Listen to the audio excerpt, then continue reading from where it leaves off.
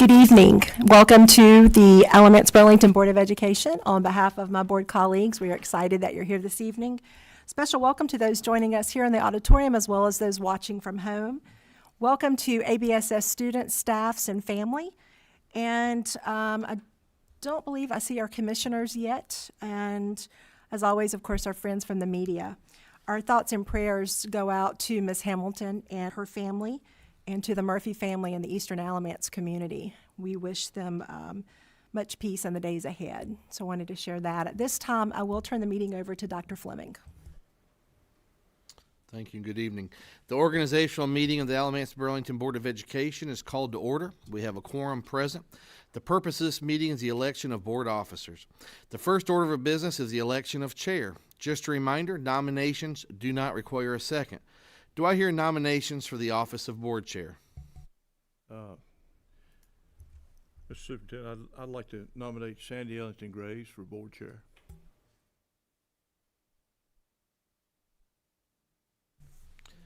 Thank you for the nomination for Sandy Ellington Graves. Any other additional nominations?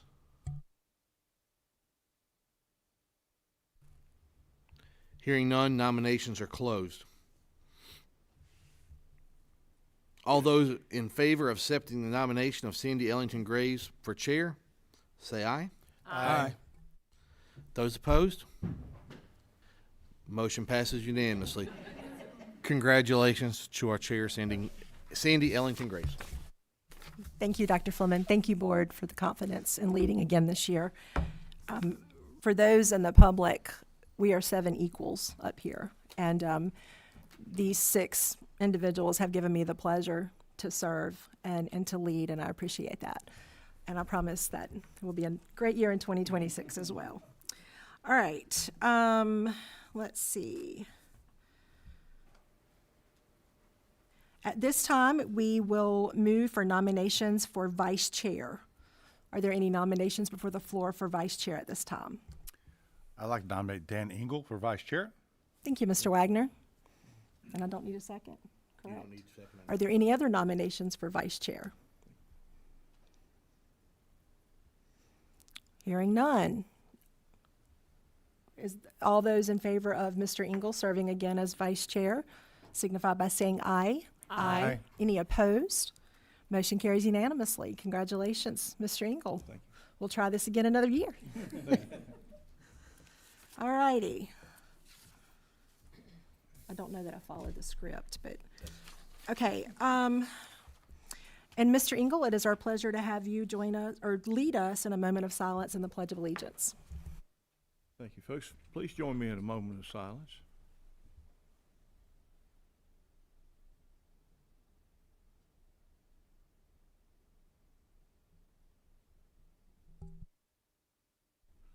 Thank you. Please.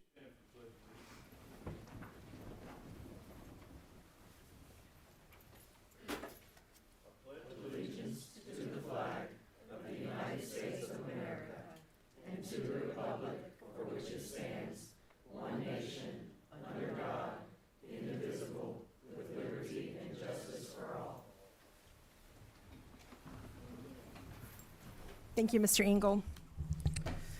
Board members, you've had an opportunity to review the agenda. Is there a motion to approve at this time? Motion to approve. Thank you, Mr. Rogers. Is there a second? Second. Thank you, Ms. Harvey. All in favor signify by saying aye. Aye. Any opposed? Motion carries unanimously 7-0. Board members, you've had the opportunity to review the minutes for our 2 October meetings. Is there a motion to approve as presented? Motion to approve as presented. Thank you, Ms. Harvey. Is there a second? Second. Thank you, Dr. Parker. Any discussion? Hearing none, those in favor signify by saying aye. Aye. Any opposed? Motion carries unanimously. Our consent agenda, we have discussed these matters at our previous meeting. Is there a motion to approve the consent agenda as presented? So moved as presented.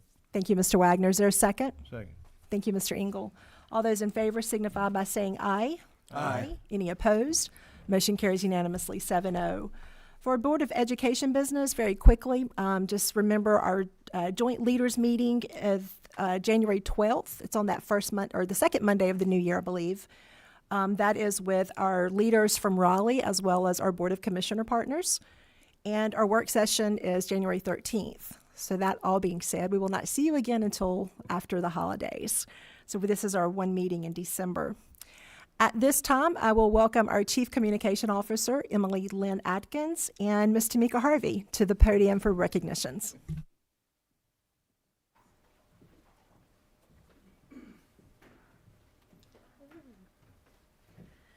Good evening, Chair Ellington Graves, members of the board, Dr. Fleming. We have some exciting recognitions this evening, and we're going to kick it off first with our Southern Alamance FFA floriculture team. If you all will come on up along with your advisor, and I'll read a little bit about you and the work that you've been doing. Ms. Harvey, that is for them. So tonight we proudly recognize 4 outstanding students on their national championship win in the FFA floriculture contest. Olivia, Savannah, Kendall, and Kaylin, along with their advisor, Lizzie Fushi. This rigorous day-long competition tested their knowledge and hands-on skills in all aspects of the floriculture industry, including plant identification, greenhouse management, and creating complex floral designs under pressure. Their success is a result of dedication, and these young women spent countless hours over the past 2 years preparing, taking daily tests, and even sacrificing much of their summer and weekends to practice and attend advanced design classes. And their hard work paid off. All 4 students placed gold in the nation, with both Savannah and Kendall achieving a top 10 individual ranking. So please join us in celebrating these young ladies for bringing home the national title for their achievement.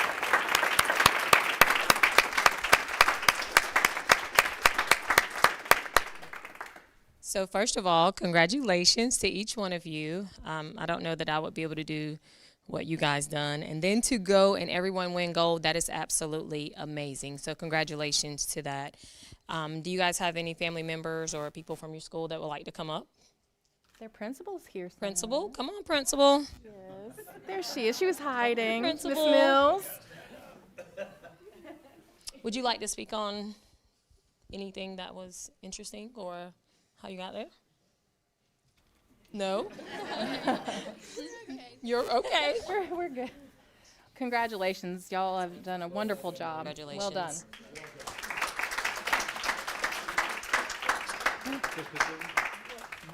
Principal, you have to come up. You have to come up. Have anything you'd like to say? I just want to thank these ladies for all of their hard work. The amount of hours that they put into this is incredible. And like we've said, they spend a lot of time over the summer and after school working to perfect their craft. They are my go-to people when I need something lovely done for a staff member or for around the school. So they really do amazing work. It's pretty professional level.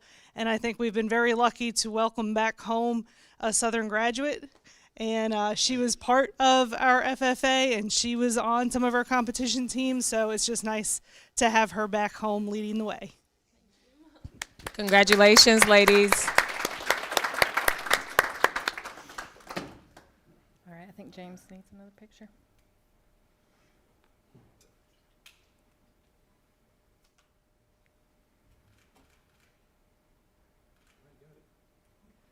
Thank you again. Thank you. Next up, we have Miss Lydia Allen from Williams High School. Lydia is the 2025 North Carolina finalist for the Presidential Award of Excellence for Excellence in Mathematics and Science. Tonight, we recognize her as one of our exceptional educators, achieving one of the highest honors a math or science teacher can receive in the United States. So Lydia has been named a state finalist for the Presidential Awards for Excellence in Mathematics and Science and Teaching. And this award was established by President Reagan in '83 and administered by the National Science Foundation. And so one secondary math teacher per state every 2 years is recognized. So becoming a finalist is incredibly difficult, and it required Lydia to complete a highly intensive application, which included submitting video, recorded lessons, detailing her mastery of content, justifying her instructional approach, and providing external data to prove her effectiveness in the classroom. Given the prestige and extreme competitiveness of this process, which has unfortunately been paused at the federal level, awardees won't be named, but we felt it was very important to congratulate her for this achievement and the selection of a finalist. So please join us in celebrating Lydia for this remarkable and well-deserved achievement. So, congratulations, Lydia. Is there anything you'd like to say? Sure. Absolutely. I just want to thank my principal, Curry Bryan, that is here. I love working at Williams High School, and it's a real honor to get to work there every day with my students and with such a supportive administration. And also my family is here, so thanks to my parents and my brother and my sister, who's also an ABSS educator. Wonderful. So, Mr. Bryan and family, would you guys like to come up and get a great picture? And while they're Come coming on up, I did want to show off her award that she got from the Presidential Award. It's beautiful. So we just wanted to show that off. You want to hold that so you can get that in your picture and show that off.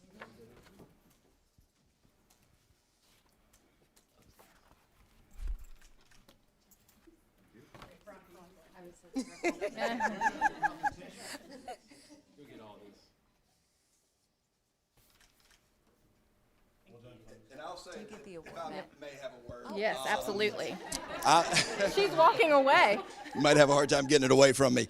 I will say this, Lydia is one of the most engaging, not just math teachers, but teachers I've ever had the experience to work with. I say that not only as her current principal, but as her former teacher. She and her sister were both students in my civics class, and despite that, they've turned out to be phenomenal educators on their own. And I also say that as a parent. My daughter is in Lydia's calculus AB class this semester, and she's never really been what I would call a math student, but because of Lydia's support and Lydia challenging her, she said, "Dad, I love math." And it's such a great thing. And I just wanted Lydia to hear that from me. And thank you to all the people being recognized this evening. Thank you, and thank you, Lydia. All right, next up we have Aria Westbrook from Hallfields Middle School. Aria was named the 2025 North Carolina Music Educator Association Middle School Choral Teacher of the Year. She brought up her award because we wanted to make sure that, yes, we wanted to make sure everybody got a chance to see it. Got to show off that hardware, right? So we are excited to recognize Ms. Westbrook for the choral teacher of Hallfields Middle School, who's recently been named the NCMEA Middle School Choral Teacher of the Year. This recognition is one of the highest honors bestowed by the organization upon music educators in our state, and I believe that you were nominated and recognized by fellow music educators, correct? Which means a lot. For the past 20 years at Hallfields, Ms. Westbrook has built an exemplary choral program, and as her principal, Ms. Acom, noted, Ms. Westbrook produces outstanding musicians while nurturing confident, collaborative, joyful learners. So, the award highlights her unwavering dedication, joyful artistry, and deep belief in the power of young voices. So, congratulations. We're excited to celebrate you this evening. Congratulations. Is there anything you'd like to say? Oh, Lord. I said, Lauren, you going to come up and talk? And she said, no. And I said, I got my bio. She said wonderful words. And I'll just say I'm privileged to have a great principal, a great art supervisor, Sandy Carter, who supports. There's Matt Haley. I got a lot of old besties here. Amy Walker from back in the day. She hired me when I knew absolutely nothing, and I appreciate her. Just all of it. Greg Hook, I don't know where you at. Thank you. I love you. All right. Okay. And now Lauren. And so I've been privileged to have just great administration and support from the county. I'm a big proponent. I'm happy to see these FFA queens up here of experiential learning and getting our kids outside the four walls and just showing off what we're doing in Alamance County and tooting our horn because we're a great group to work with, you know. Thank y'all. Congratulations again. Now, don't think you got out of pictures. Come on up. Come on, child. Family, principals, come on up.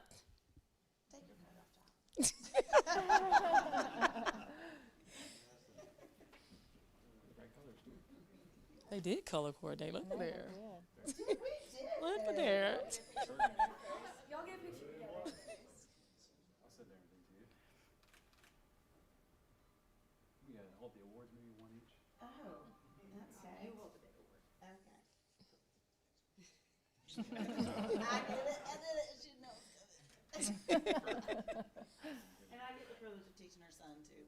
One more picture? With the child. Yeah.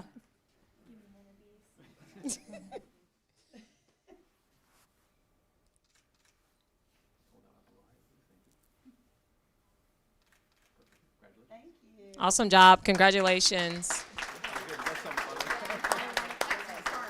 This is her award that she won, and that's the one we're getting. Okay. All right, next up we have Jessica Fitzgerald from the Alamance Burlington Early College at ACC. Ms. Fitzgerald has served our students for 27 years as both a teacher and an instructional coach, and she was previously honored as the 2019 ABSS Teacher of the Year.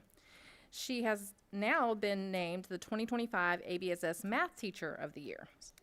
And in her classroom, Ms. Fitzgerald creates a safe and collaborative environment where the goal is for every student to grow and master challenging material in mathematics.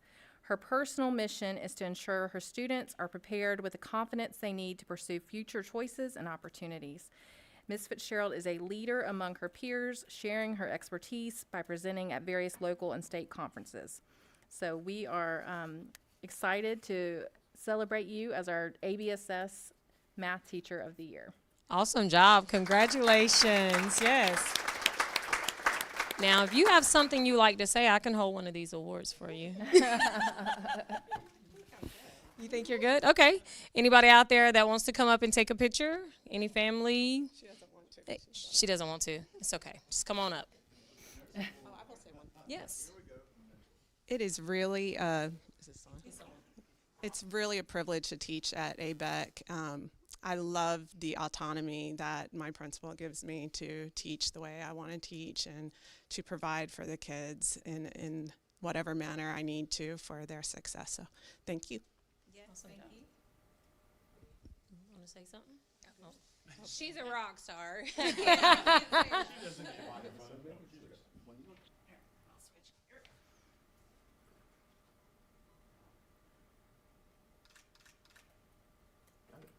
Awesome job. Congratulations. Congratulations.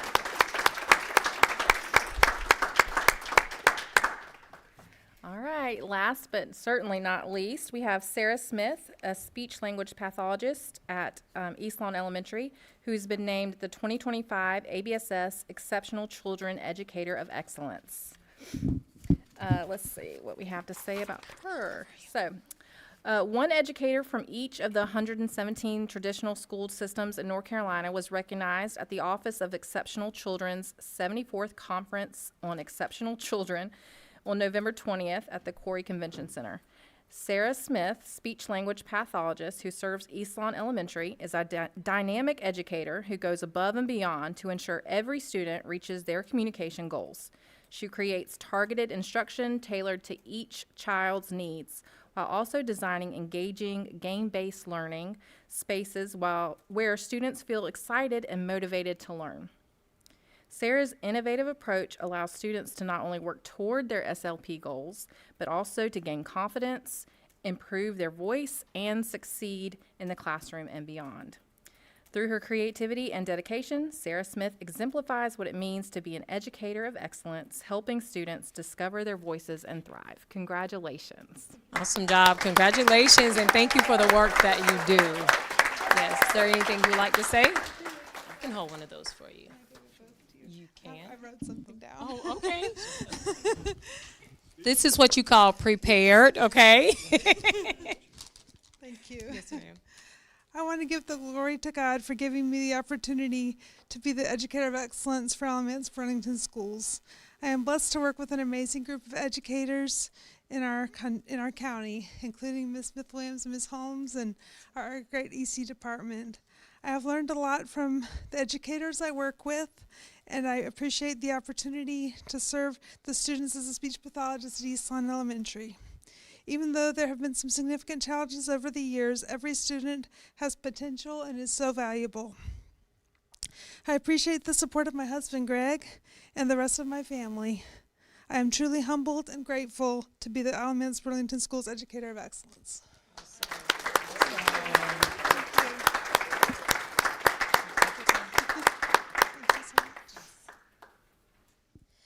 Okay, principals, family, y'all going on and get up. Come on, it's picture time.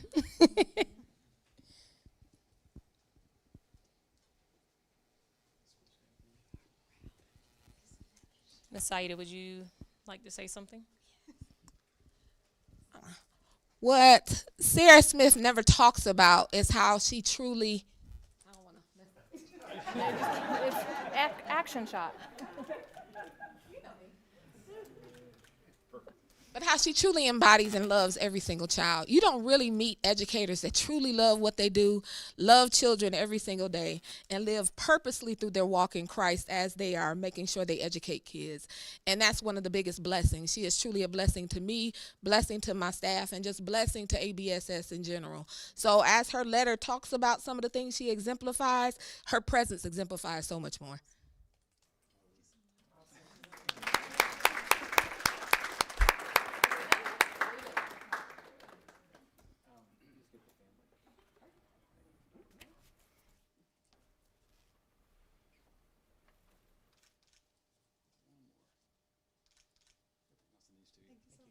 Congratulations again to everyone. Thank you. I don't know where that goes.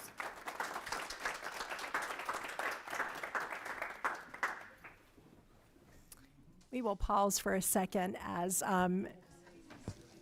but certainly congratulations to all of you this evening.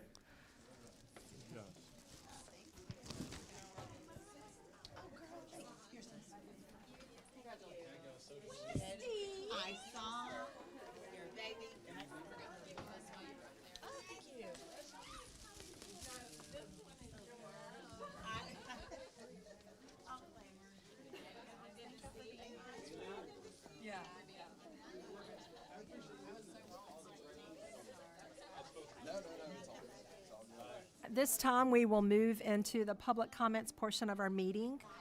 I take a quick opportunity to briefly review our board policy, section 2310, titled Public Participation at Board Meetings. The full policy can be found online at the ABSS website. Per board policy, individuals who have signed up may speak for up to 3 minutes. The timer will chime after exactly 3 minutes, and we ask that you plan accordingly and respect any additional directions given. Profanity, making threats, or revealing confidential student or personnel information will not be allowed. To our speakers, please be sure to address the members of the board with your comments and not the audience. To board members, please remember we do not respond to speakers except to ask for clarification of points made by the presenter. And to the members of the audience, we ask that you refrain from clapping, snapping, or vocalizing at any time during public comments. Tonight, we have 2 speakers signed up. When your name is called, please make your way to the podium and state your full name before beginning your comments. And our first speaker this evening is Keith Westbrook.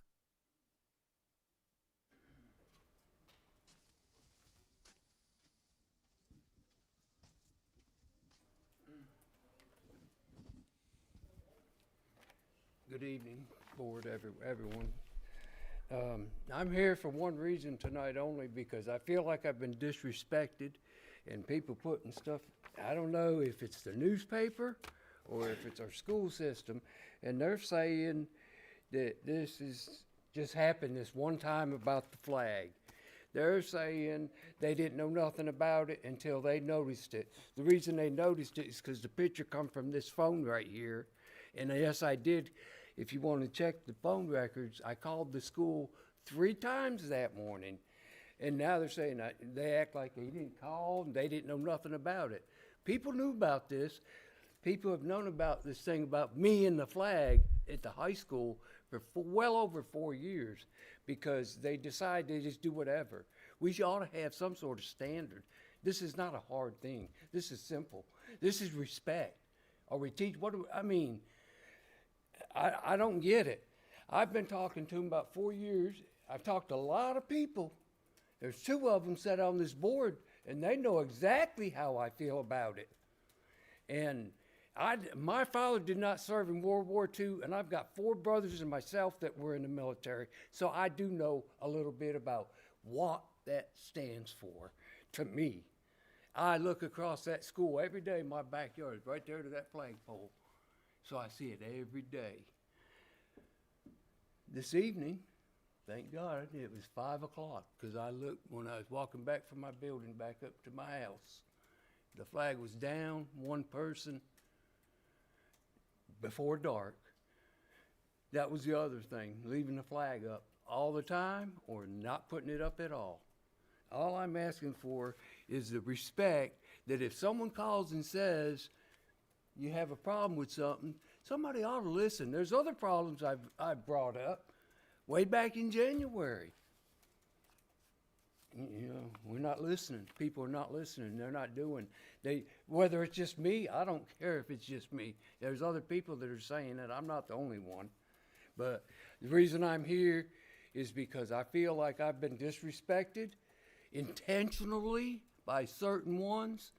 And if they can't get it right, then maybe it's like someone told me, maybe you shouldn't live there and see that every day. Well, maybe it's time for me to move.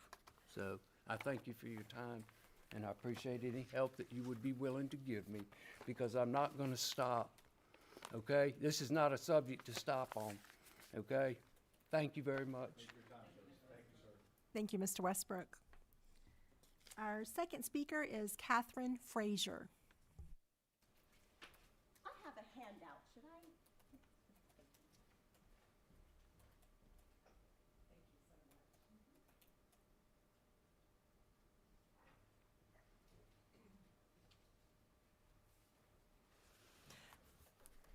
Good evening, Dr. Fleming, Madam Chair, members of the board. My name is Catherine Frazier, and I am a resident of Burlington, a mother, an accountant, and somebody who's probably more interested in education than a non-educator should be. But the reason that is when my son was getting ready to start school, I started researching what types of schools were out there, what types of curriculums, and I came across the idea of a knowledge-building curriculum. And I have to say that as a mom, when you read these stories of what can happen when schools systematically focus on teaching knowledge and content and the results that follow, it's impossible not to be excited and to dream about it happening right here in Alamance County. And so I'm here tonight to express support for embracing a high-quality knowledge-building curriculum in the elementary schools and to respectfully ask for you to explore some of the resources and success stories that are shared on that handout and review the evidence and consider how a knowledge-building curriculum could be part of Alamance County's success story. So I'm not going to spend time on how and why. I'll let the experts do that. But for anyone who may not be familiar with the ideas, here's the elevator pitch. A knowledge-building curriculum focuses on teaching kids stuff.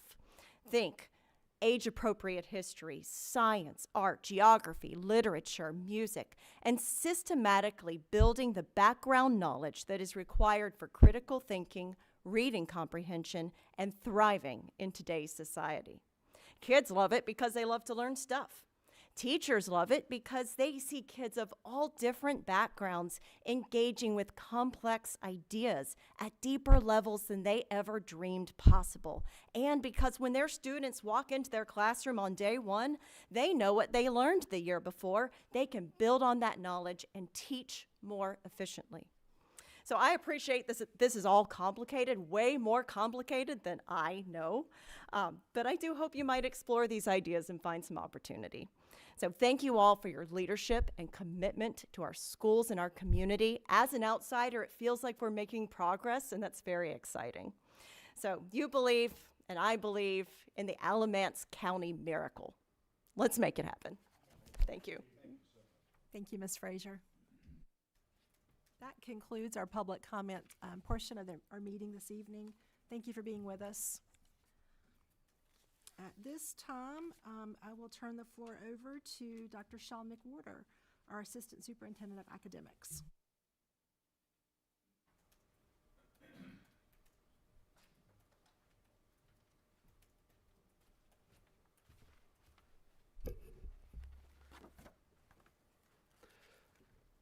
Madam Chair, Dr. Fleming, members of the board, bringing back up our discussion of calendar that we had started at the prior work session. So what you'll notice in your board packet is the same two options that we had presented prior. You will also notice a third option. So you may be wondering, oh, Sean, that's great. Why do we now have a third option?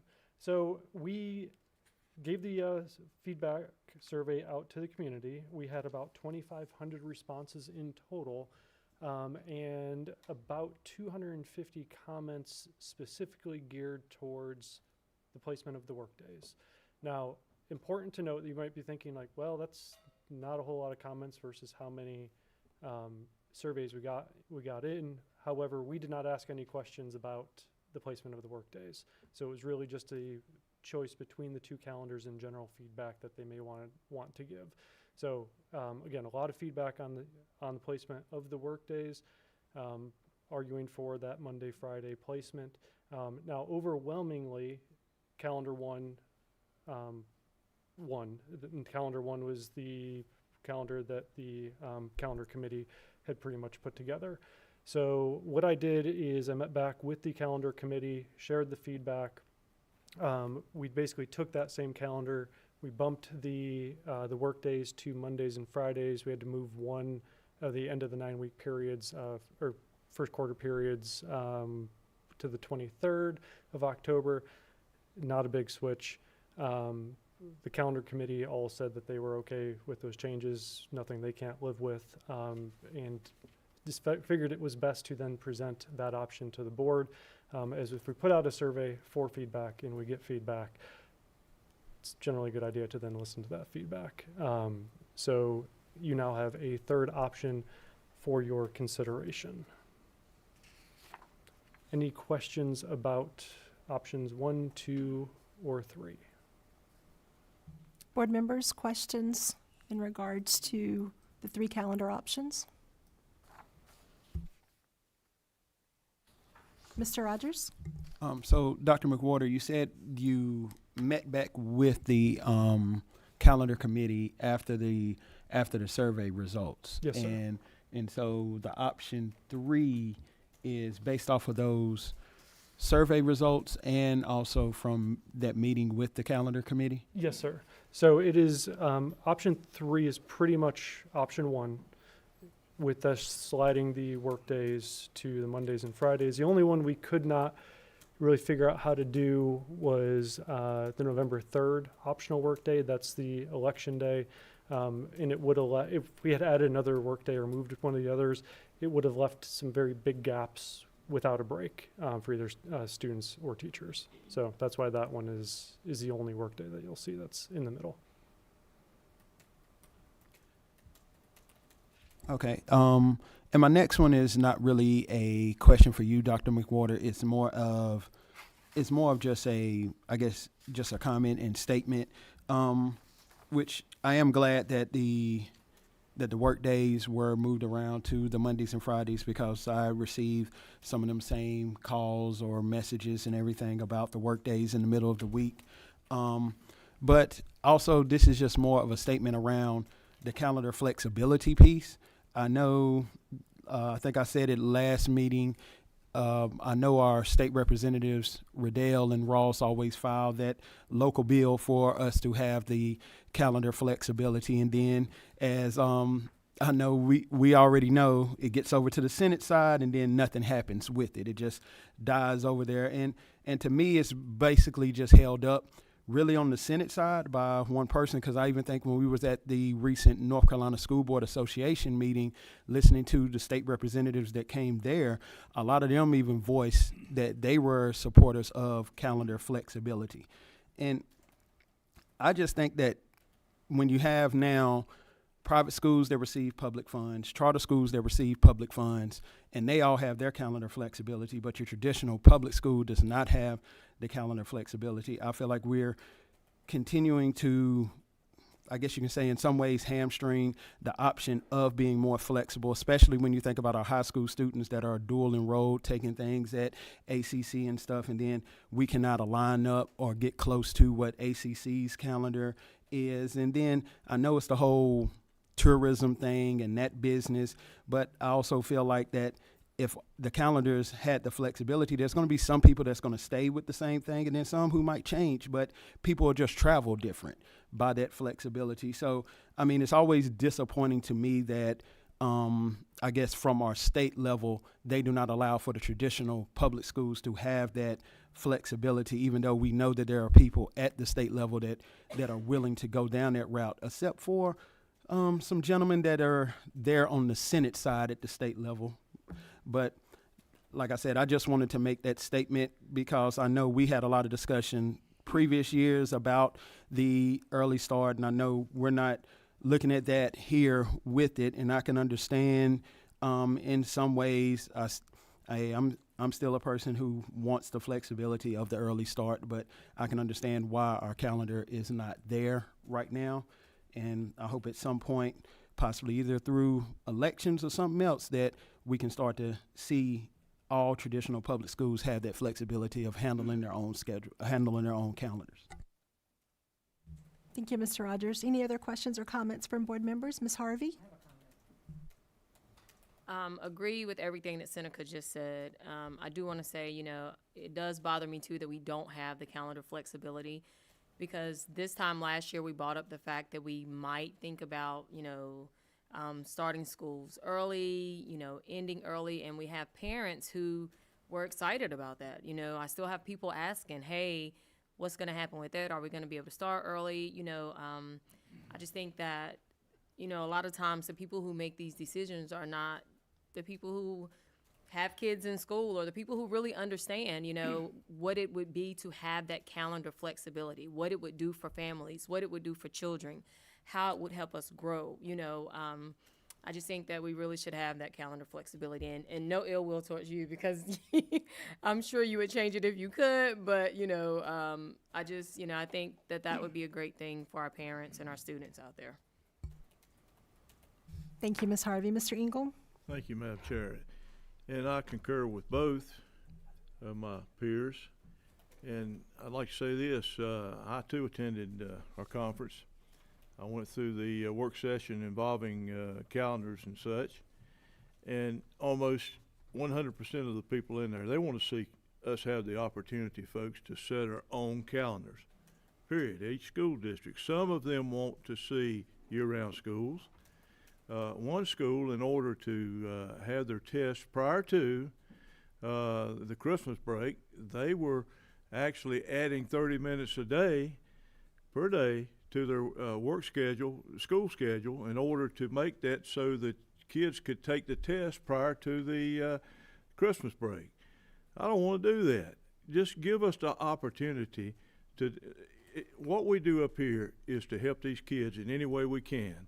And it is not fair to these children here to study during the first semester and then take Christmas break and take the midterm test after the first semester, after the semester. They're going to forget stuff. I would forget stuff. All of us probably would. It'd be much better if they could take those tests prior to the first semester. And Mr. Rogers is right.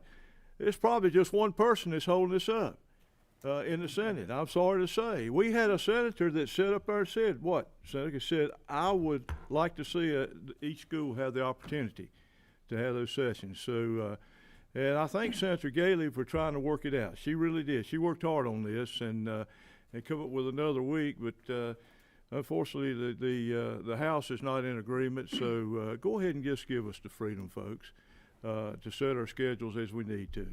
Thank you. Thank you, Mr. Engel. Dr. Hall? Just want to echo the comments of my colleagues here. Looking at the schedule and seeing, I'm dealing with at Elon right now, but you have Memorial Day, then you come back for 4 days right afterwards. Just doesn't make sense. But as a parent with kids in the school, I appreciate the efforts to push those work days to the beginning and end of the week, because that does make a big difference, I know, for us. So I appreciate the effort that you've all put in there. And I do hope that one day we can figure out a way to have a more flexible schedule to reflect the needs of our community. Thank you, Dr. Hall. Mr. Wagner? Just review the data, review the test scores, and allow us as a community who you elected us to trust us and our kids and our teachers. Allow us to make the decisions, not the state. We know what's best for our kids. The state does not sometimes. And review the test scores. Thank you, Mr. Wagner. Dr. Parker? So it's kind of the chief summarizer in chief. Option 3 is option 1 with the work days moved, the ones that were possible to be moved, and then otherwise it's. That is simply the correct, same. yes. Okay, got it. Great, and I'll just echo everyone else's comments. I got an email from my daughter's biology teacher saying, well, we're going to leave for Christmas break and then come back and have a couple of weeks and then take the EOC for biology. And as everybody knows, the half-life of biology knowledge is pretty short. And so I'll just echo everyone else's comments here. But yeah, I don't know if there are other comments or if we're looking for a motion. I'll just chime in. I think all of you have made excellent points. I know when we visited the calendar many meetings ago, and we were looking at, a compliant calendar versus a non-compliant calendar, and we surveyed our community, and we heard, just lots of echoes in doing what's best for the kids. I would love to have that calendar flexibility, just like the other 6 of you. I do think with our academic focus right now, that having a compliant calendar allows us to stay completely sharpened focus, just have that really sharpened focus on academics. And like you all have said, I'm hoping that we can make some traction with the state to get some movement in the calendar. I know that all 3 of our state legislators have played a role in advocating in some way for the board, and so we certainly appreciate that. But I won't belabor the point any further. I think everybody's made excellent comments before it got to me, so thank y'all for that. With that being said, Dr. Parker, it sounded like you might be ready to make a motion? Yeah, motion to approve staff recommendation for regular calendar and then the ABET calendar. Thank you, Dr. Parker. Is there a second? Second. Thank you, Mr. Wagner. Any further discussion? Hearing none, those in favor signify by saying aye. Aye. Any opposed? Motion carries unanimously 7-0. Thank you, Mr. McWhorter, or Dr. McWhorter, and to you and your team and to our calendar committee for their work. Thank you. Dr. Fleming, did you want to add anything to that? I didn't mean to leave you. No, I do appreciate that. Yeah, I think I appreciate the calendar committee hearing those concerns and taking the top winning calendar and then adjusting the days as necessary. Again, to election day, we can't move election day, so we need that day off to use our schools for polling sites. But everything else, I think they were able to move, and I really like it. And again, it's all about flexibility and hearing the voice of our community. So thank you. Thank you, Dr. Fleming. And I believe the podium is still yours. So the next item is to give a very quick overview of the inclement weather guide for this coming season. As we know, we are quickly arriving to the potential, and I'm going to leave it at potential of inclement weather. Yes. So we thought it would be great to talk about this in December before it got too crazy in January, but wouldn't you know, there's some snowflakes on my weather app this week.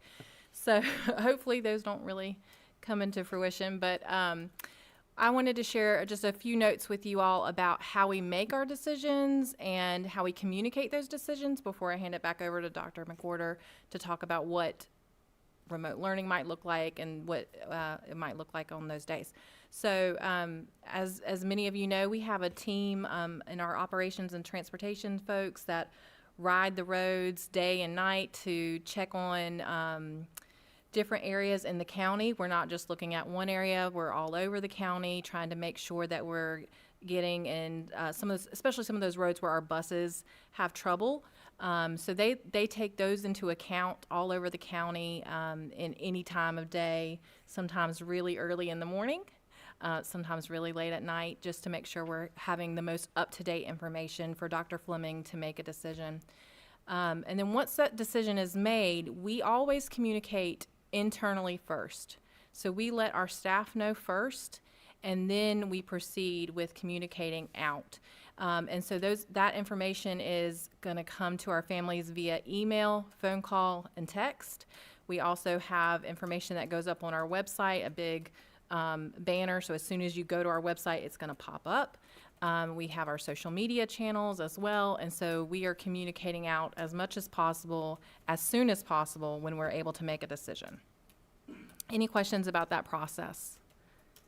Okay, I'm going to hand it back over to you. So one of the changes for the 25-26 school year is the addition of, I'll say again, the possibility of, hopefully not the use of, remote learning days. So remote learning days, honestly, they don't look that different from what they looked like during COVID. We know that they're not ideal. However, we have 5 days banked in our current calendar. We are also allowed to use 5 remote days. So that, in essence, would give us 10 days prior to losing or having to make any adjustments to the calendar itself. So when we think about remote learning days, this is something that we would not want to spring on staff at the last minute or day before. It may be used if we have a heads up notice that there's a storm coming 2, 3, 4 days out, or we think we may be out for a prolonged period of time if we've missed, and maybe we thought we were going to miss 1 or 2 days and it looks like it's going to be the whole week. We can then utilize remote learning days for time that's later in that week. We have created you'll have this in their board packet, some very brief general guidelines for both families and for teachers about what the expectation for remote learning days would be. Our blended learning department has also started putting together some how-to videos, explanations, directions for the teachers and how to engage students in remote setting, different features that they can use in Google Classroom. And I would be a really poor job at explaining how to do all that. I don't know how to do all that. So somebody more qualified to do that work has already started putting that together for our folks as well. Any questions about the potential of use of remote learning days? Questions from board members? Mr. Rogers? This might not be for you, Dr. McWhorter, it might be more for Dr. Fleming, because I know last year we did not have any, a plan around remote learning days, so that was not an option for us. So this allows for us to now have that option if we had to go there. That's right. Now that we have submitted our remote learning plan to the state, and so we can use remote learning for those 5 days if needed. Okay. And I don't know if you're going to get to this, Dr. McWhorter, but what, because I was reading through, what does the remote learning days look for as far as the staff? Does that mean they would still need to come into the building, or they have the option of working from home also? So they would have that option to work from home if the roads are not safe. We don't want people trying to get into the schoolhouse just to deliver remote instruction from their classroom.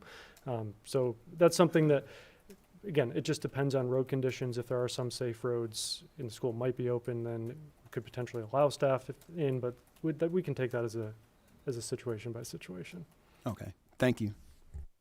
Thank you, Mr. Rogers. Any other questions or comments from board members? Dr. Parker? Just kind of logistically, I know when we were out for the C word that I won't say, there were hotspots distributed. Is the thinking we'll do that in advance, or any thoughts as far as the plan there? Yeah, so that would be the thought, and a brief conversation that we've had with our technology department already, just in terms of getting a read on what the different locations may look like, may have, may not have, so that we could potentially offer something and help kids to be productive during that time. So I know that I've gotten a survey saying, how do you access the internet, or your child? Is it that kind of thing? And there's a list somewhere saying, well, these families need hotspots, or is it not quite that developed? As far as the...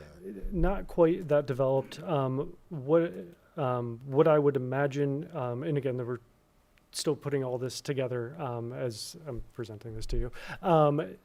It'd probably be something where folks could sign one out if they needed. But again, that's a bridge that I need a little bit more time working with our technology department on. Okay, got it, thanks. Maybe we can get an update once that's a little bit more fully developed, just because I know that's going to be where we're going to get a lot of emails as far as how the process works. We can do that for you. Great, thanks. Yes, ma'am. Thank you, Dr. Parker. Ms. Harvey? I just want to say thank you to you and your staff for putting this together. It helps parents when we know what the next step will be. You know, there's a lot of frustration. You know, the first day when they're out of school, it's okay. You know, but when you get to the third and fourth and you're like, oh my God, you know, they're going to get behind, you know, you really get worked up about it. So to know that there is a plan and the remote learning put into place is amazing. So thank you so much. Welcome. Thank you. Thank you, Ms. Harvey. Dr. Hall? Just a couple comments. You know, I appreciate the proactive approach here and giving some flexibility, because I do agree missing multiple days can be rough. And my daughter will kill me. She's 8 years old and was already hearing about snow and was looking forward to some days off. But I think having seen my niece and nephew go to school in Boone, and they've had the remote learning for the last couple of days or a couple of years, and it's been very valuable for them as far as when they know storms are coming, to be able to be sent home with laptops and things like that, to be able to be effective. And I think this is proactive and is what we need to do for our education. I know the joy of having those schools sometimes, but sometimes it's just for learning, for other things, it's a good option. My other comment is related to this document. This will be a living document that will be on the ABSS website. That is correct, yes. My recommendation, looking at it at the end, it says like need help and it sort of contact schools, is I don't know if there's ways to make personalized versions for each school that are on their site, so it's easier for them to have that access to who to call or the number to call to be able to access that.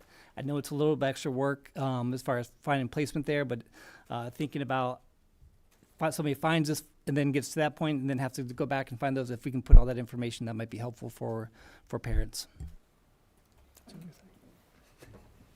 We can absolutely do that, and I will say that our office is also working on an infographic version of this, one for families and one for staff. So that will be forthcoming as well, because sometimes that's a little easier to read. So. That's great. Thank you. Thank you, Dr. Hall. Any other comments from board members? Thank you both for your work on that. Not done yet.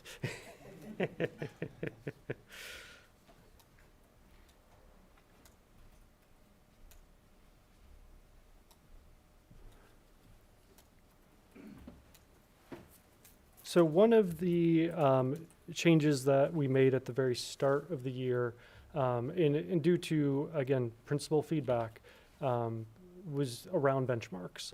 So pretty much all of the principals voiced discontent with the current benchmarks that were in place. We used the NC check-ins, and they didn't deliver, we'll say that, more of a real world high stakes testing setting, in the sense that they were very short. Kids would finish them very quickly, and they did not serve to provide the schools with enough data to really be actionable. And they also didn't provide the results that correlated, let me rephrase, most contents did not provide the results that correlated to our actual EOG and or EOC scores. So when we were exploring different ideas, one of our principals brought to us the idea of Mastery Connect. So Mastery Connect is it's a benchmarking tool that has the capability to deliver K through 12 benchmark assessments. So what we are doing is we are piloting, and it can actually do more than just benchmarks.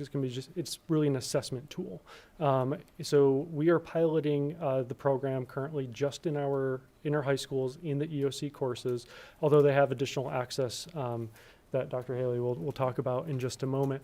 But really wanted a tool that would provide our schools with data they could utilize. So you guys know from the previous conversations that we've had, a lot of conversations around data-based decision-making and changing and being able to change our instruction based on the data that we get, which is often hard to do if I don't have the tools to actually do that with. And so I invited Dr. Haley here to speak also, as he was charged with really taking the lead on getting this program rolled out and supported to the school. So I'm going to let him talk through what that implementation looked like and some of the initial results. Thank you, Dr. McWhorter. Madam Chair, members of the board, Dr. Fleming. Can you scroll up a little bit? So the Mastery Connect program isn't just a one-stop benchmarking tool. Yeah, we're piloting in our EOCs to do benchmarks because that's where our primarily focus is. But it does give us more data tracking abilities across all core content in the high school. So if a kid's in English 1 or Earth and Environmental, teachers have access to a tool that they can utilize as a resource to track how their kids are doing on different standards. So it really starts with a couple components. Each teacher has to set up what's called a tracker, and that's how they deliver assessments, assignments. They can do exit tickets or warm-ups in the classroom, and all the data feeds into one tracking tool so they can see how kids are progressing on standards throughout the semester, not just the one stop for the benchmark.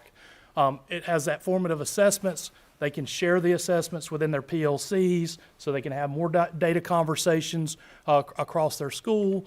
And like I said, it's in the EOCs, but also the other core content. So it's a tool that students might see in just different classes across the spectrum. We also, the main reason we really looked at this is because of the benchmarking capability. Students in our EOC classes just took their assessments in November. And it started out when we had the workday in October. We had the company, along with myself, we had a day on the workday for teachers to get informed about the system and the tool and how to utilize it in their classroom to monitor progress throughout the semester. Hopefully, as they get into it in the next semester, they'll be more adept to using it from the start of the class, because this is something we explored and got going a little late in the first semester. But the predictive assessments were able to be done, and then administrators had time to figure out how to read the reports, how to use the diagnostics, and how to have conversations with their teachers. And then we created an asynchronous PD so teachers could dive into their data and their slides and all kinds of resources that they were able to use at their own pace in their PLCs to look at their specific classrooms, how their kids performed, and how they can use that information as we lead up to the EOCs, because this was a snapshot in November of where we are, but it can help us get to where we want to be in January. So there's more, some of the other key components to it. It gives you real-time data of where students are. It updates. If they give a quiz today, it will track into their standards and let them know how they're performing on specific standards. Not just like, it doesn't just give them a percentage of how many questions they got right. It breaks down all the standards within their course to see how they're performing, and it'll group kids and show them where they might need to pull these kids for one standard or these kids for another standard, or if their class is doing really well on something, or if they really need to prioritize a specific part of the curriculum moving forward. It's supposed to be actionable. We want them to be able to see it and utilize it within their intervention time or within their class period to reteach and reassess where their kids are. It's that ongoing conversation, as Dr. McWhorter talks about. The predictive assessments are a little bit longer than the check-ins. There's like 50 questions on each one of them, so it was more of a real life environment for like the EOCs. And it's supposed to give us a more predictive score. I'll get into that data here in just a minute. And it gives a standard breakdown into a single score, not just for the overall course, but it'll break down each and every one of the standards and let teachers and administrators know how are their kids doing on that specific standard. Just scroll up. So this is some initial data outcomes, and let me explain how this is grouped. So in the EOCs, you can have a level 5, a level 4, a level 3, which are proficient scores, and then a non-proficient score. If you go back to a while back, you used to have 5 levels of level 1 and level 2. They don't do that anymore. They just say level 1 and level 2 is non-proficient. So I categorized the reports into the number of percentage of scores at a 3 or higher in each EOC, and then how many scores were at that 2+ range, which means they're kind of near proficiency, but not quite there yet. Might need some remediation. And then students who are well below mastery in that last column. Just to give you some historical reference, I added the EOC results from last year. And as you're looking at this, you might look at, well, why is there zero information in that third column for the biology score? And talking to the company and some of our neighboring counties that use Mastery Connect, that the biology test was renormed last year, so it's a new process. It may take the company a little while to get more accurate data with them, but from our colleagues that we've talked to, how they scored on the predictive assessments, they've performed better on the EOCs at the end of the semester.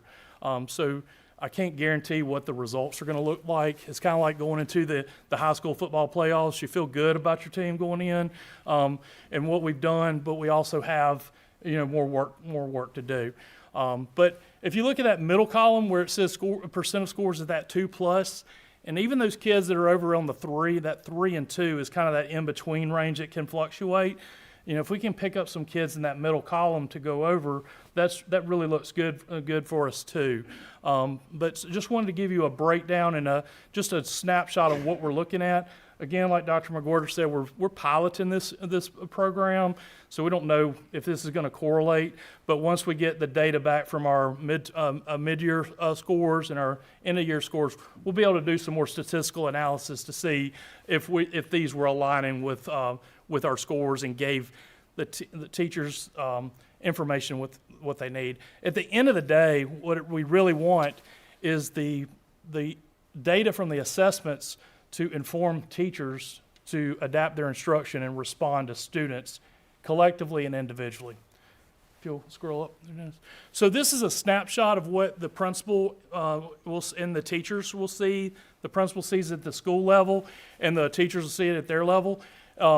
It breaks it down into exceeds mastery, the blue, mastery, the green. The red is remediation, and then the yellow is near mastery and below mastery. So it groups kids into 5 different levels, so you can really see where they are and to respond to that individual student need. And this just gives them a snapshot, but the reports give them this for every standard. So they could be looking at a specific standard and say, oh, we didn't do really well, but we did give these in the beginning of November, so it might be something like in Math 1 we haven't taught yet. That's a big part of how they do on the EOCs. So you got to kind of take that into consideration too. The teachers being the experts in the room, they know what they've covered, what they haven't covered, because this was a comprehensive test that included all the curriculum. And this is another report I thought I would put up. It just shows you the different standards, and it just is a different way of displaying the data for the teachers in the school and the principals to kind of break it down by each and every standard of looking at how they did as far as exceeding mastery to needing remediation. So it's just a different way of viewing the data. They can click into this and go into much deeper dives than you want me to get into this evening. And also some of the assessments up here, where you see maybe different assessments and numbers and stuff, is because as the teachers are, if they choose to use this as a warm-up or an exit ticket in their class, it's going to feed into the system to kind of continually update of where their students are. So it's not just a one-stop shop. As they go through from now to the end of the semester, they're continually using it in the classroom. It's going to continue to build data and give them information on where their kids stand within each and every standard. Okay. Any questions? Thank you, Dr. Haley. Or thank you, Mr. Haley. Thank you, Dr. McWhorter. Are there questions or comments from the board? Just a couple Mr. comments. Wagner? So this is something over and above what the state requires, correct? What we're doing currently, right? Yeah, it's a supplement to the, I mean, it's Something that we as a community want to implement, considering our current situation, correct? yes.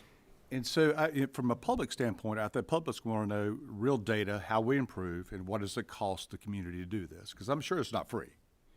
It's not going to be free. So I think, what's the return on capital employed? What's the return on that investment? What can we show our community, say, you're going to pay for this, and here's what you expect to receive from that income? I guess that's the question. What does it cost us to do this? You want to take that or you want me to? So we, as in piloting this program, cost us about, I think it was a little over $20,000 for the pilot. We got about 40% off the initial price. That's because I don't accept anybody's initial price. So, So you're talking about $20,000 implement this process to our community today. correct. Yes. Thank you. You're welcome. And it's at all 7 high schools. Dr. Haley, it's at all 7 high schools. All 9. We have All 9 high schools. ABS Oh, okay. and Yes, early okay. college. It will include Ray Street has access to it too. Yeah, thank you for that. Other questions from Mr. Rogers? Dr. Parker? I think mine are going to be painless and quick, or relatively.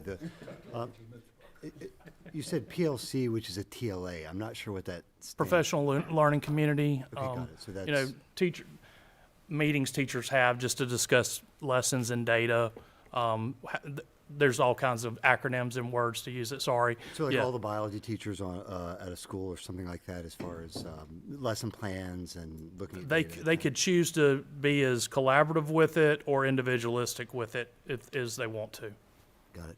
And so the questions, so if I'm using Mastery Connect and I say, well, make something that tests a certain standard, so we get like validated questions that then map to the standard so they can say, yes, they're doing well here, they don't understand this quite as well. Yes. And is this so, would this program be available kind of through the semester for, you said check-ins, or is it more intended for like a few big checks through the class? We have one big predictive assessment that we've required through my office to give as like the check-ins that we used to give. And we'll do one this semester and one next semester. Some principals can, and schools can run with it as deep and far as they want to with it. It's got a big bank of resources and questions within it. So if I wanted to look at my biology class for next week and see the 2 standards that's in our curriculum pacing guide, I can pick questions and activities and build that around just those standards. And I can build a quiz. I can do a warm-up. If I just want to see how my kids did after a particular lesson, I can have a 2-question ticket out the door that they do on the computer, and it's going to feed into that tracker for the teacher to see. And it's not going to be like if they've already assessed that standard, it's going to be encompassing of what they've done in the past. So it's going to kind of continue to build on that to show where they are at that moment in time. So it updates immediately when they're given different assessments or assignments within Mastery Connect. Got it. And then so a teacher would get a report for each student's performance and how it maps, as far as the different standards. Let's say, for instance, a teacher or a PLC or whatever decide, okay, we're going to use this not just for the big assessment, but pull questions for, a warm-up every day maybe. They can. Is there kind of the depth of questions as far as the... There's an item bank, and it tells you the depth of knowledge from a 1 to a 3 being more complex. Like there's right there questions, a depth of knowledge 1 that might be more vocabulary based, whereas a depth of knowledge 3 might be a little bit more critical thinking skills. So they can mix and match those within an assessment to kind of challenge kids at different places, because you may uncover that it's just a very factual based skill or something that they're missing, or is it more of a complex thing? So there's a lot of variety in the types of questions that they're able to pull from. It's a big bank of resources that's available. Enough for every day if they wanted to pull. Yes. Great. That was my question. And then the last question, which you may or may not have thought about yet, kind of how are you envisioning this is plugging into the data warehouse as far as what we learned from this, kind of the more holistic picture of how students are doing? So the first way is I'm working on pulling the benchmark data, the big predictive assessment we did, so teachers can see that lined up right beside their historical EOG or EOC data, or even to go a little bit further, their EVOS predicted scores, because the state will give us a projection of where kids should finish on an EOC. So that data could be lined up with that. That would be the first step, and then talking with the company of how we can integrate the other types of data would be the next piece. Got it. And this really is my last question. Having two tests that are measuring the same thing and to the same level of fidelity, you would think, well, the EOC score and the score through a test made through Mastery can actually be pretty close. I don't know if the company has data that they've discussed there, or kind of what. It's one of those things that I'd like to be cautiously optimistic about, but I don't want to put a number on it. But some of our colleagues that have been willing to share some of their results that they've done better in most of the tests that they've taken. Most of the EOCs compared to their benchmark test, but in a couple cases it's been close or a little bit below. So it's not, it's not a one-to-one correlation. But the thing about it is that it's a snapshot 6 weeks away from the EOCs of where we are right now. They still have 6 weeks of teaching and learning to do before we get to the EOCs. So hopefully that they'll do better, but I can't predict how. I understand. I guess I was asking kind of how, if the company had discussed how closely, this will map onto the predicted performance. I know there's the EVOS profile or that kind of thing. They've just said it's fairly closely matched. And I'd say that also if I were them. Yeah, thanks. Thank you, Dr. Parker. Mr. Rogers? Well, thank y'all for the presentation, and also bringing in what you do have off of the pilot data so far. I think that's good to see also too, especially because like Chair Ellington Graves said, we understand that a clear focus on what we're doing academically and in the classrooms. So just thinking about the Mastery Connect, so with this, the teachers are able to get real-time reporting, like what you were showing us in that data right there. They can get that real-time. They see what's in their classroom immediately. So what I could see from the district level, it filters down to what kind of usage rights you have, because with student privacy and stuff, there's different levels of viewership. But an administrator would be able to see their entire school, and the teacher sees as soon as they take the quiz, it's populating right then and there. So they have it instant. Okay. And then I guess also too, so far since it's in 9 of our high schools, what training was done for our teachers, and have y'all heard any feedback from them so far with it? So on October 9th, we had a dedicated PD time that was done virtually through the company. They went through, it was about an hour long, from setting up their trackers to doing assignments to giving modifications to kids, everything that you would need within the program. We recorded that video, that training, which has to be done in-house because we can't publicize it because of our relationship with the company. And then that was shared with schools, so teachers have that as a resource they can go back to at any point. I go back to it frequently when I have a question. I met with the company and district leaders to look at how they look at reports within it, and then I had just individual sessions with our testing coordinators and administrators who would be overseeing the administration of the predicted assessments, and we did 5 or 6 trainings with that to give them flexibility of when they could come because of different duties within the school, and then other individual, if they call me or just say, hey, I've got a question, it was a phone call or an individual Google Meet or a couple people like that. So anybody that's needed support can reach out to our office to get that. All right, thank you for that, Dr. Haley. And also, I guess, so with this, I guess the thought is with it being able to, because I know Dr. McWhorter, you had said from listening to the principals, they were like, we needed something better than what we had right now for our benchmark. So will this, I guess, in thought process with y'all as the academic team, would this tool basically allow for the instructor to pick up on those students who are having those certain gaps on this certain standard and then be able to modify or pivot what they need to be teaching those particular students and working through that? It can give that kind of flexibility, and it's got resources in it for them to use as assignments, but also, teachers were going to use their the things that they pull and the different strategies and activities that they would do in a normal classroom. This is a supplemental way to assess and see where students are and then readjust teaching and learning from that. Okay, and then just one other, I guess, question with because I know right now it's just in the pilot stage, but if it shows that it's, I guess, some success with it, or it might be a new way of going with these benchmarks, with the data of the students, who would that data be ours, or is it still owned by the vendor, or it would be ours? It's our data, and the one of the really nice things is if a student moves from one school to another, is their whatever they've done in the classroom, the teacher can see it.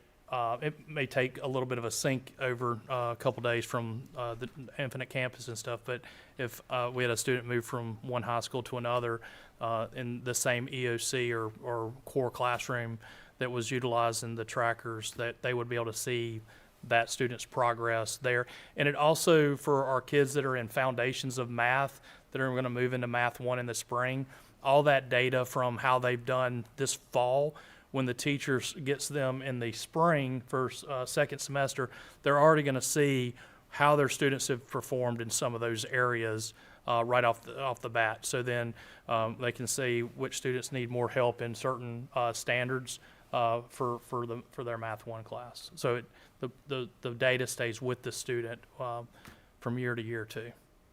All right. Well, thank you, Dr. Haley. Thank you, Dr. McWhorter. Thank you, Mr. Rogers. Any other questions or comments from board members? Hearing none. Thank you, Dr. Haley. Thank you, Dr. McWhorter. Looking forward to lots of data forthcoming and lots of academic success. Thank you. At this time, I will invite Dr. Christy Davis, our Assistant Superintendent of Student Services, to the podium. Good evening, Madam Chair, members of the board, and Dr. Fleming. I brought this contract to you initially in October, Speech Inspirations, and the original contract was for $200,000, and we are looking to amend that contract and add an additional $150,000, making it $350,000. This contract does allow us to hire SLPs. Thank you, Dr. Davis. The voting item. Comments or questions from board members for Dr. Davis? Hearing none, is there a motion to approve? So moved. Thank you all, gentlemen. Karen, take your pick. Is there a second? Second. Thank you, Dr. Parker. Any further discussion? Hearing none, those in favor signify by saying aye. Aye. Any opposed? Motion carries unanimously, 7-0. Thank you. Dr. Davis, one quick question, not to put you on the spot, but where are we with our SLPs? It seems like we're making really good progress in filling some of those empty positions. We are making progress with filling the positions, but now our shift is focusing on the comp ed piece. Wonderful. Tackling that. Like, that's the next big phase that we're working through. Thank you for your hard work in that department. All right. At this time, I will invite our Chief Technology Officer, Dennis Fry, to the podium.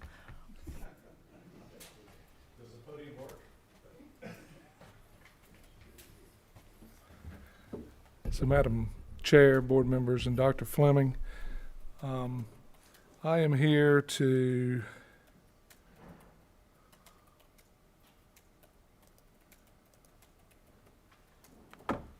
request approval for the purchase of some Apple equipment, iPads, and some associated equipment to support student digital resource needs at 3 elementary schools, Elon, East Lawn, and Andrews. This project is an initiative. We are in the process of refreshing student devices at the elementary school anyway next year. And we want to initiate a pilot program to look at what Apple equipment could do in these environments, supported in an appropriate way with professional development, and make any adjustments that may need to be made to potentially expand that as we refresh devices and age out our Chromebooks at additional elementary schools. This is CIP funding. This is not a part of a lease. I will be back in January to request a second lease for some middle school Chromebooks. So this is separate from that, and hopefully we can learn from these 3 schools and make some adjustments so that after our next fiscal year starts, as part of a refresh next year, we can phase in these an Apple environment for additional elementary schools as we move along. The total request at this point for this project is $723,793.57. Thank you, Mr. Fry. Questions or comments from the board? Just a quick question. So that's currently within the budget we have today, correct? So It is. Okay, thank you. Thank you, Mr. Wagner. Any other questions or comments? So the thinking is to move to Chromebooks in middle school and high school, but in the elementary iPad, or kind of what is the? Well, the goal is to learn from this, yes, and to meet what's behind you: portrait of a graduate, solution-oriented, creative, 21st century skills, and we want to do this right. We don't want to just give out a different device and think that something's going to change. So we really want to start and focus. We have worked with the 3 principals at those schools already. There's already been some planning, and we want to take from that and, yes, potentially expand. And we think that, well, we know that with the iPad environment, which we have both apps and we'll have access to what we have with our Chromebook, and some engaging environment with the teachers having an iPad as well, we'll be able to support meeting some of these creative, problem-solving, 21st century skills that we know that our graduates will need. Thanks. Yeah, I always like the idea from kind of the engineering thinking to can we test this small and then see if it works before trying to roll out something new. So I'm very supportive of this as an approach, and thank you. Thank you, Just a Dr. quick Parker. comment real quick. I'm very excited about, Dennis, what you and your group have done, making Alamance County catch up to the public, catch up to everybody else what's doing in the state of North Carolina. And, folks, we've got a great opportunity moving forward, not only financially, but technology-wise. And, who had kids during 2020, it was a nightmare, absolute nightmare. I mean, I don't want to say I want to do to my kids, but, it's exciting to see that we're finally coming on the forefront of technology, not be on the backside of this thing. So I support this 100%. Thank you, Mr. Wagner. Any other questions or comments from board members? Hearing none, this is a voting item for Mr. Fry. Motion to approve. Thank you, Dr. Parker. Is there a second? Thank you, Ms. Harvey. Any further discussion? Hearing none, those in favor signify by saying aye. Aye. Any opposed? Motion carries unanimously 7-0. Thank you, Mr. Fry, for your work on that. Thank you. This time we will move into board and superintendent comments, and I will let Dr. Fleming kick us off. Thank you, Madam Chairman, and good evening, everyone. I want to say before I kind of stick to the script here, when you look at what you just saw from Mr. Fry and what you saw from Dr. McWhorter and Dr. Haley, and the recognitions we had earlier, I think things are going pretty good in ABSS right now, and we're going to do some things that prepare our students for a world that they will once enter. And no shame to the Chromebook, because they are a very solid budget device. When our students enter the workforce, they will not probably be using Chromebooks or Google Apps. They will be using the devices and software that actually cost money. So I say all that in the fact that that's what we want to prepare our students for, and it's great to see the recognitions this evening. So I'll stick to the script now, but I thought that was important. I thought tonight's meeting was really kind of hit all sides of the district and some of the things we're trying to do. We have begun our student assignment work with ORED. The board will receive a survey via email for you to outline your priorities when it comes to student assignment. This will be used as a basis for new maps as they're developed. In the new year, we'll have these new maps and some information sessions as well. I'll tell you, we've met with ORED a couple of times. We're meeting with them in person, I believe, tomorrow. And so they are kind of moving forward on this student assignment, or redistricting, if you prefer to call it that, task. So it's going to be probably an uncomfortable task at times, but it will be worthwhile, and I think we'll end up with some good work at the end. You received an email from me on the 2026 graduation ceremony schedule. Some of those times and dates changed. I say all that because that's pretty solid now moving forward, and we'll notify our families and parents of that. I do foresee some challenges in 2027. I believe Greensboro Coliseum has warned us that maybe some changes in next year's schedule, so we may have to look at some different venues for after 26. I've been no stranger. I would love to have these graduations in county and fill up the hotels up and down the interstate in Alamance County instead of Guilford. No offense to our neighbors to the west, but I would like to have them a little more local. So I have not been quiet with that. So just know that I'm not sure how the Greensboro Coliseum will work after 26. I enjoyed attending and presenting our work over the past year at the Alamance Chamber Retreat. That was week before last. The attendees were very engaged, and I'm so appreciative that there are so many advocates were in the room for ABSS. We have so many great things going on, and as promised, it'll only get better. Our next meeting will be our joint meeting with our county commissioners and our state delegation, and that will be at 8:30 on Monday, January 12th, and it will be at CTEC, not the professional library. We're going to give you a little more room to stretch out. So we'll be at CTEC on Monday, January 12th, 8:30. And then we will see you here in this room the next morning for our next meeting in this room, and that will be on the 13th at 12:30 for a work session. If you'll notice, there's pictures missing on the wall. Don't worry, they will reappear at some point in the future. But this room will be going through some major renovations starting tomorrow and this week. And so it'll look a little different when you come back in January, as long as everything is on schedule. There might be still some dust around when we get back. But, with all that said, I want to wish all of you a Merry Christmas, Happy Holidays, and Happy New Year. Thank you very much. Thank you, Dr. Fleming. Questions or comments for Dr. Fleming? Dr. Parker? Nope. I was going to ask once again about making the room cooler in the future when there are modifications, but I realized that Amen. no other questions. And We'll, I really we'll put wasn't some going to ask refrigeration it, units in here. But Sandy really pressed me to doing that, so yes. All right, who wants to kick off board member comments? It sounds like Mr. Wagner has volunteered. I get it again. Or been voluntold. Voluntold.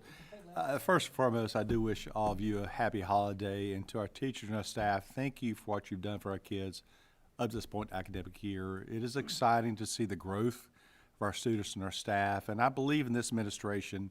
I'm so very happy about how our finances are working out, the leadership and academics, and Dr. Fleming's leadership too. I mean, folks, I said the last meeting that we'll be in the top 10 one day, and we will be. That's the goal the sport has to have, and you should expect that of us as a leadership in the community. We are very blessed being a great community of Alamance County, very blessed being City of Burlington. We have great kids. First and foremost, shout out to Western Alamance again for winning another state soccer championship. Congratulations, guys. Thank you for representing Alamance County well. Folks, this is a great place to be. It's, I think every one of us here on this Board of Education want what's best for our kids. Forget politics. We want what's best for our kids. We need to spend our money in a fiduciary manner each and every day. And I'm firmly behind what we're doing. And I'm so thankful to be part of this Board of Education, so thankful to be part of this community. And folks, things are going to be better. We're getting better. We're going to be better because of leadership in our community, by these folks on this cabinet, by this Board of Education. Again, I wish you all the blessed holidays. And for those of you who are struggling, say a prayer tonight. We do pray for those who are struggling in our community. We've had some folks in our school system having challenges. We pray for them, and we were just lifting up to God. So thank you. Thank you, Mr. Wagner. Mr. Rogers? Yep. So happy holiday season to everyone. I hope everyone enjoyed their Thanksgiving. I hope you didn't eat too much turkey or dressing or stuffing or whatever you want to call it, but I hope you enjoyed that. Also, congratulations again to Chair Ellington Graves and Dan on y'all being our chair and vice chair again.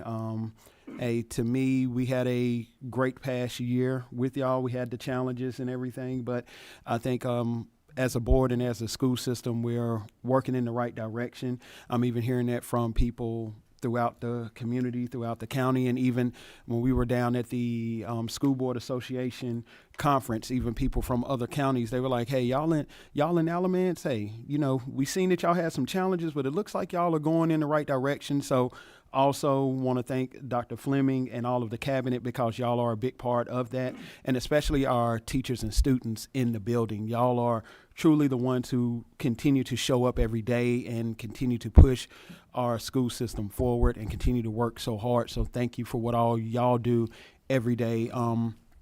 Thank you to all of our bus drivers and all of our support staff throughout the school, because I want to really talk about the support staff for a minute, those nurses, counselors, all of those folks, because I don't know how many people saw recently the Department of Education coming out saying that they're not considering those as professional degrees anymore. And I'm like, okay, what have you done, I'll say her name, Mrs. McMahon, to really address being a counselor, a school nurse, a psychologist, a support staff person in the schools? I mean, hey, I seen you get, stone cold stunned by Steve Austin, but I haven't seen you in a classroom before. But hey, I digress. But I just want to just shout them out, because our support staff is very important to what we do in our schools daily. So I want to just talk about them for a moment. Also, I don't have no updates right now currently from me being on the board for the Alamance Partnership for Children.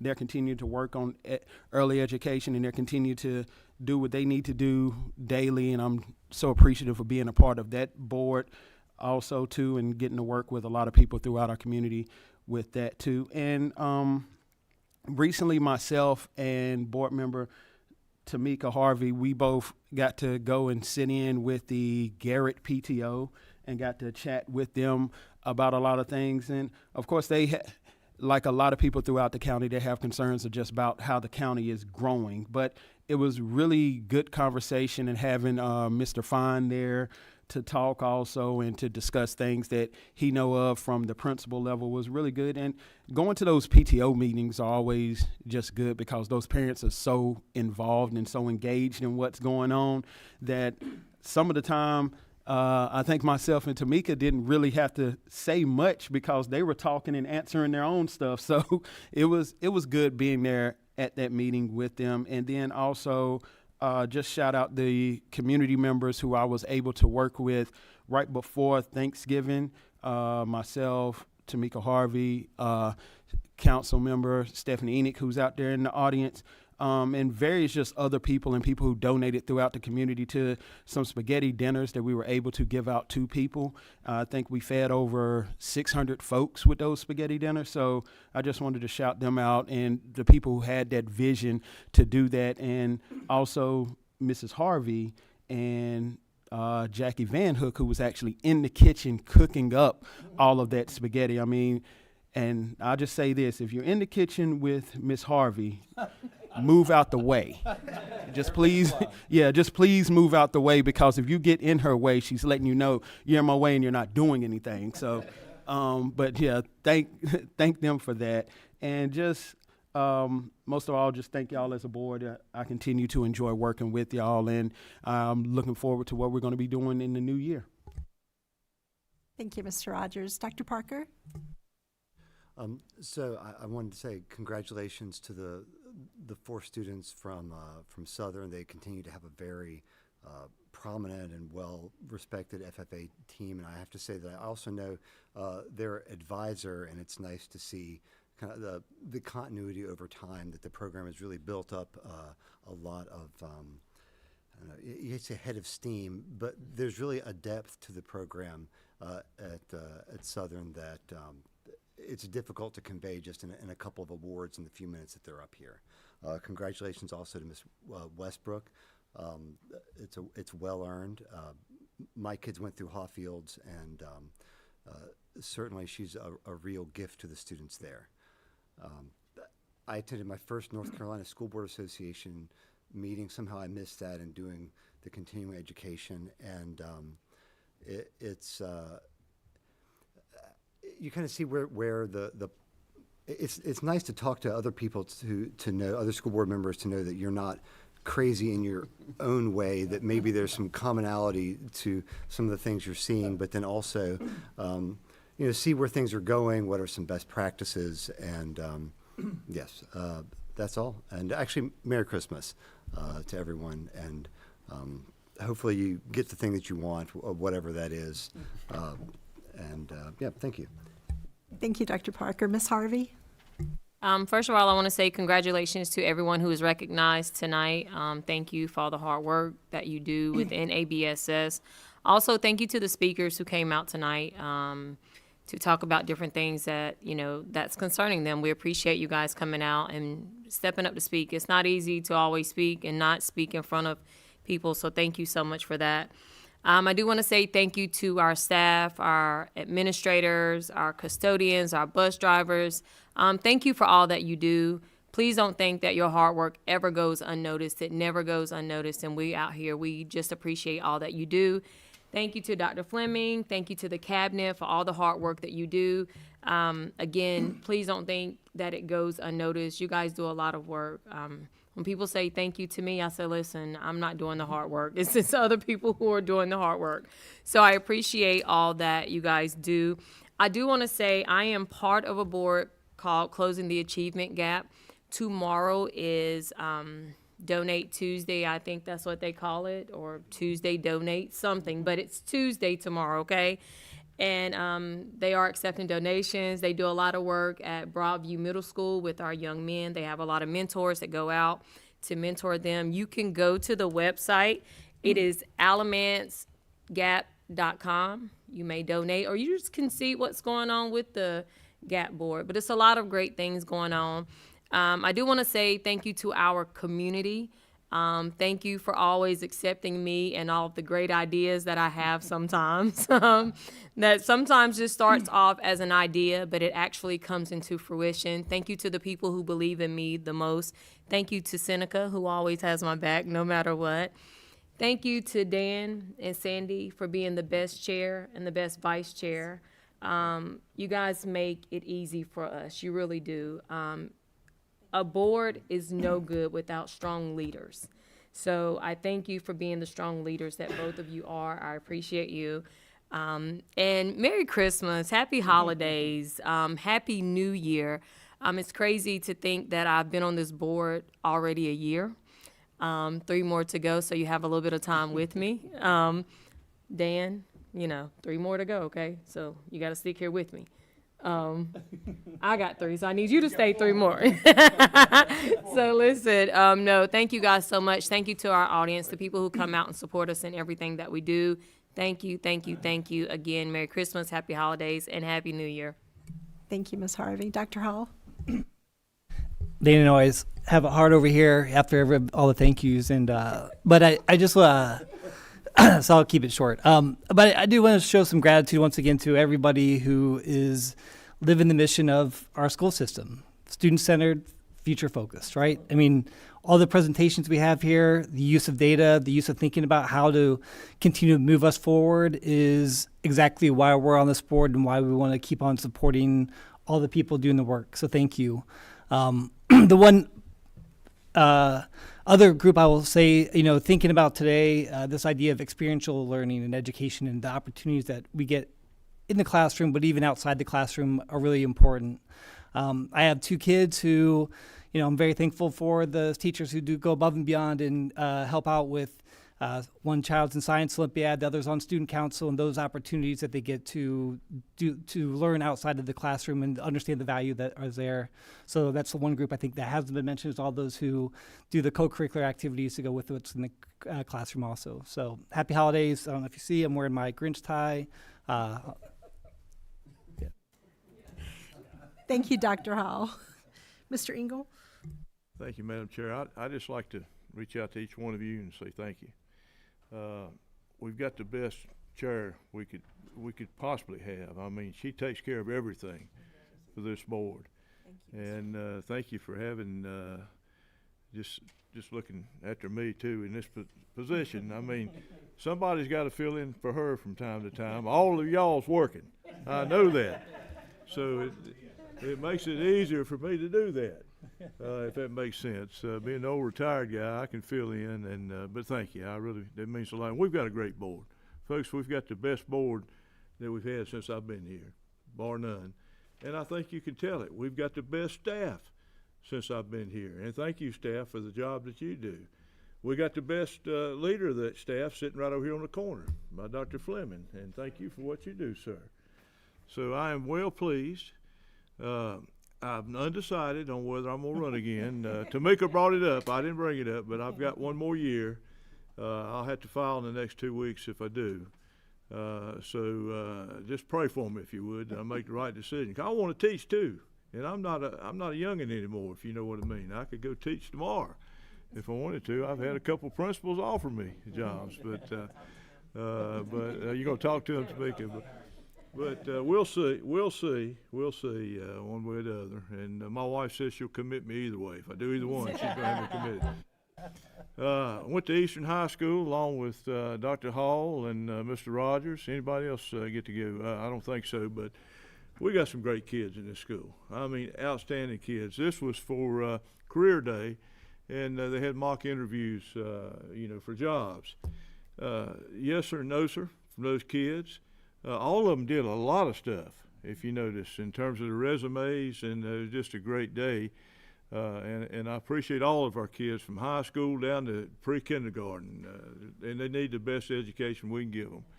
But with that, I'll say Merry Christmas to each one of you. I hope every one of you gets what Santa Claus brings you and that you want. And I'll shut up now. Thank you, Madam Chair. Thank you, Mr. Engel. I just want to say thank you to the board for the confidence, for that vote of confidence to help lead again this year. To Ms. Harvey, thank you for your kind comments, and to Mr. Engel.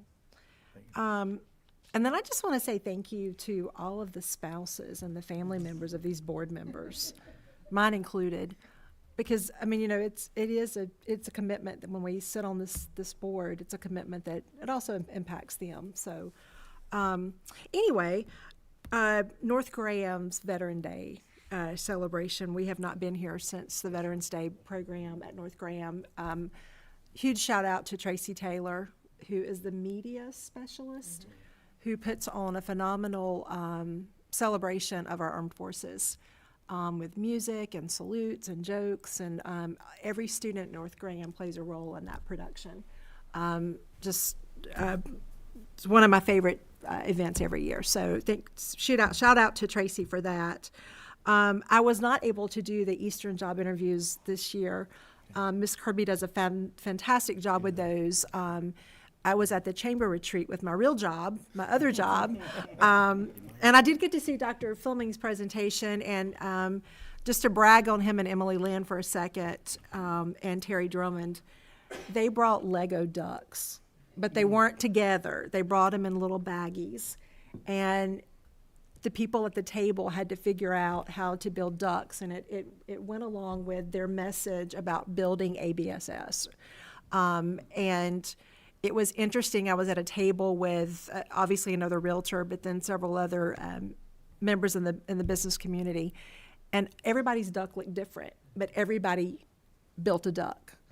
There were no instructions. It was just some Lego blocks. I have mine. I'll pull it out in a second. But it was an engaging message, but it was also, you've got 120 business people from across the county, and you're all getting to the same end result. Everybody at my table had a duck. I don't know what was going on at the other tables, but I'm assuming there were 120 ducks of all different shapes and sizes. And it just goes to show that regardless of what your role is in this community or in the school district, our cabinet, our leadership, a board member, staff, student, we all want the same goal, and that's an ABSS that we can all be proud of. I am proud to sit on the school board, and I think that my 6 colleagues share that same sentiment, and we want to be able to share that with you too. We want to be able to build ducks, and I'll bring my duck out in a second. But anyway, sorry to sidetrack on that.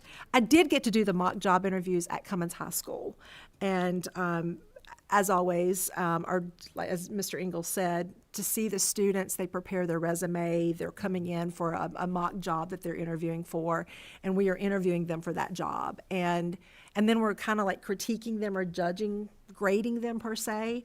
Mr. Rogers and I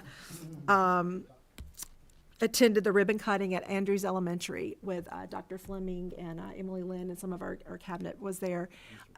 And County Commissioner Allen. Phenomenal example of impact elements in Cone Health and community collaboration. So that's our second telehealth location. I think we're looking to maybe grow 2 more next year. Just very impressive. I told you earlier about saving the date for the joint leaders meeting on January 12th. Excited that we're having it at CTAC. So excited to be able to show off some of our facilities.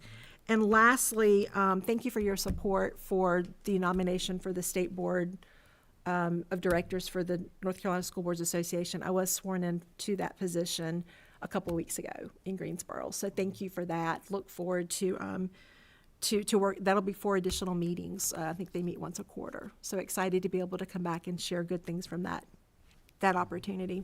That is all that I have. There was something else I didn't write down, but I don't remember what it was. But as you're reading the closed session motion, I will pull out my duck. All right. Thank you, Madam Chair. Board, I make a motion we enter closed session pursuant to North Carolina General Statute 143-318.11A3 to preserve attorney-client privilege, North Carolina General Statute 143-318.11A6, to consider confidential personnel information protected under North Carolina General Statute 115C-319 and 115C-321. Thank you, Mr. Ingalls. Is there a second? Second. All those in favor signify by saying aye. Aye. Any opposed? Motion carries unanimously. And real quick, before we go into closed session, here is my duck. It's a relatively schematic duck.